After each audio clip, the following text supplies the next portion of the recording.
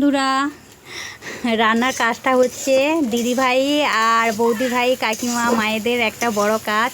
এই কাজটা শেষ হয়ে গেলে মনে হয় যেন সকালের বড় ঝামেলাটা শেষ হয়ে গেল। তাই জন্য সকাল সকাল উঠে সব বাসি কাজ সেরে আমি সবজি টবজি কেটে রান্না বসিয়ে দিয়েছি। মাছের দিয়ে যে রান্নাটা ওটা হয়ে গেছে। এখন দেখো এই যে কুঁদলি আর আলু ভাজা বসিয়েছি, আর লাল লাল করে ভাজা হয়ে গেলে নামিয়ে দেব।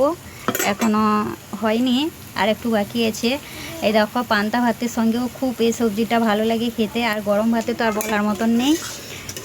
আর এদিকে জলও চলে এসছে, জল ভরবো না মেয়েকে আগে খাওয়াবো না আমি আগে স্নান করবো, ফুল টুল দেবো ঠাকুরকে, কী করবো বুঝতে পারছি না। একা তো কোনটা সামাল দেবো বুঝতে পারছি না। আগে চান করে এসে ফুল দিয়ে মেয়েকে খাওয়াবো না মেয়েকে খাইয়ে তারপর আমি চান করতে হবো। আগে মেয়েকে খাইয়ে দিই, কেন বলো তো, লেট হয়ে যাবে, 11টা বেজে যাবে চান টান করে ফুল টুল দিতে। এদিকে